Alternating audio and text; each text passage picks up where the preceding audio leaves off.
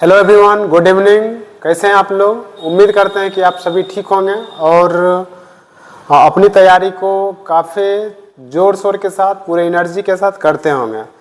चलिए, इसी क्रम में आज आपके लिए बायोलॉजी का क्लास 10 का चैप्टर 3 जो परिवहन है उसका काफ़ी ज़बरदस्त क्वेश्चन आपको दिखाएंगे। ऑब्जेक्टिव सेशन होगा आज का और आपको 25 हॉट क्वेश्चन देखने को मिलेगा।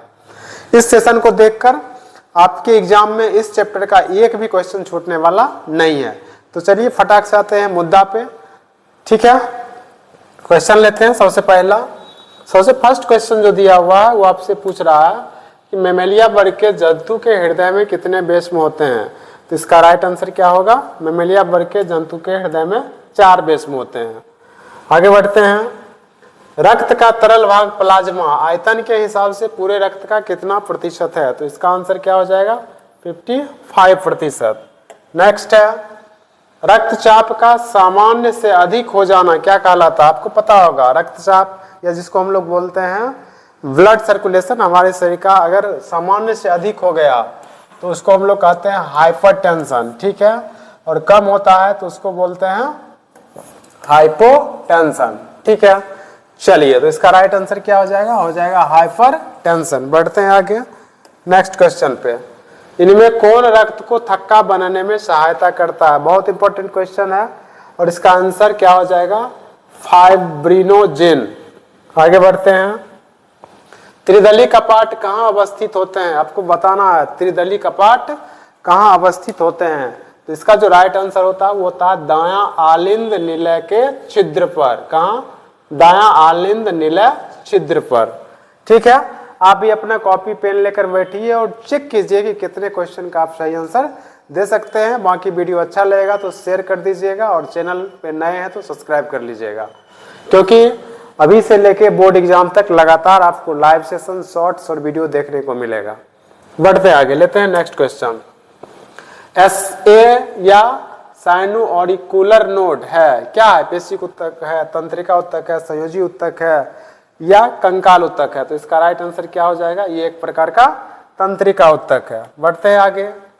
पौधे में खाद्य पदार्थ का परिवहन निम्नांकित किसके द्वारा होता है? बहुत इजी क्वेश्चन है लेकिन उतना ही इंपॉर्टेंट। जाइलम द्वारा, फ्लोएम द्वारा, कोशिका झिल्ली द्वारा और कॉर्टेक्स के द्वारा। तो आपसे पूछेगा खाद्य पदार्थ ना, साथ में खाद्य पदार्थ के साथ और क्या आ जाएगा?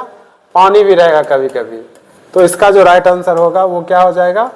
इसका जो आंसर आप देंगे वो हो जाएगा किसके द्वारा?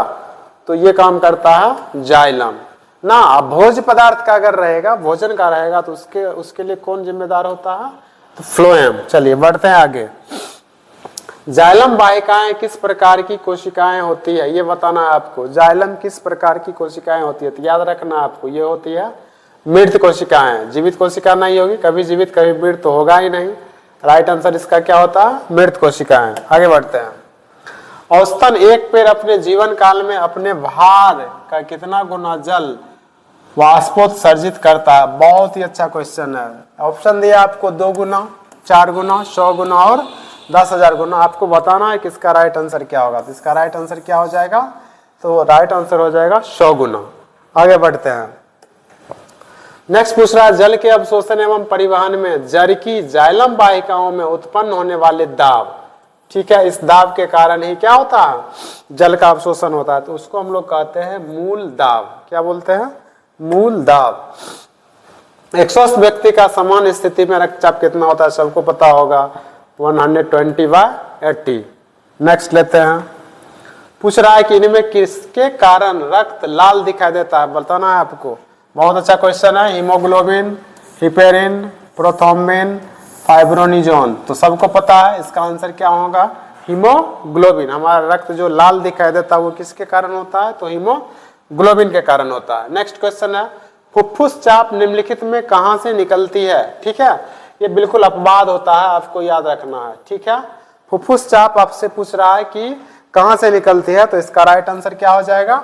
ये निकलती है दायां निलय से। कहां निकलती है? दायां निलय से।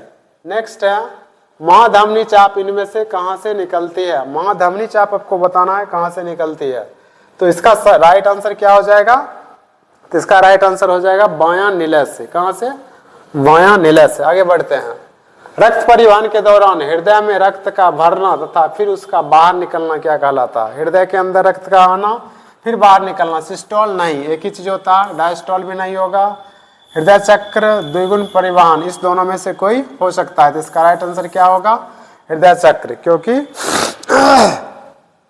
हृदय चक्र में के अंतर्गत ही आता है हृदय में रक्त का भरना और फिर उसका बाहर निकलना। आगे बढ़ते हैं। द्विदलीय कपाट कहाँ अवस्थित होता है? आपको बताना है द्विदलीय कपाट कहाँ अवस्थित होता है। तो इसका राइट आंसर क्या होगा? बायां आलिंद निलय छिद्र पर। कहाँ होगा? बायां आलिंद निलय छिद्र पर। आगे बढ़ते हैं। हृदय के बेसमों का शिथिलन क्या कहलाता है? बहुत अच्छा क्वेश्चन है।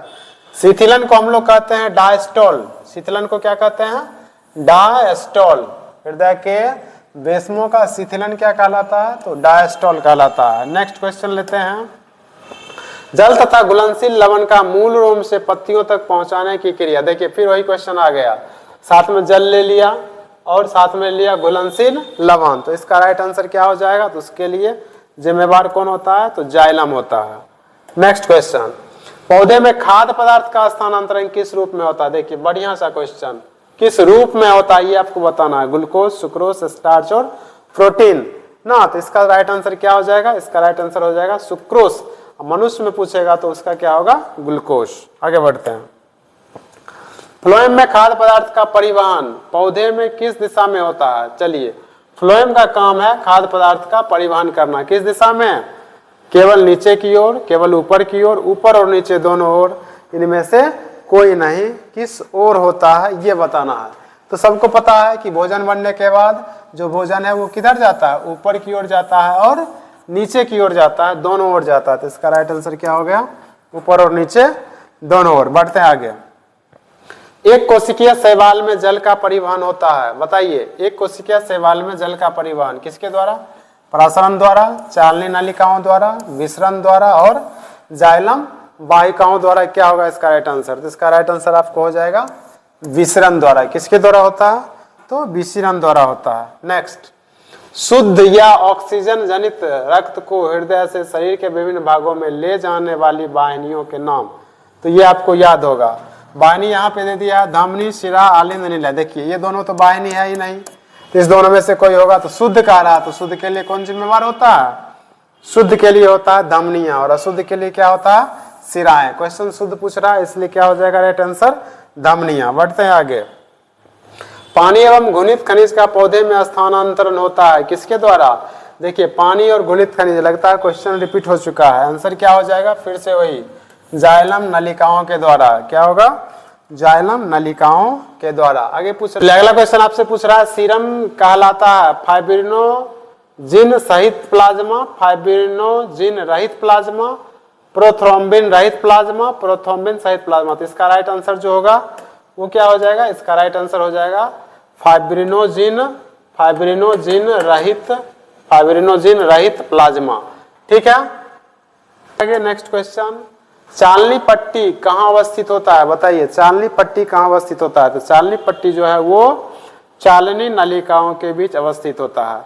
ये था आज का हॉट 25 क्वेश्चन। आप इस 25 क्वेश्चन को तैयार कर लेंगे तो एग्जाम में एक भी क्वेश्चन इस चैप्टर से आपका नहीं छूटेगा।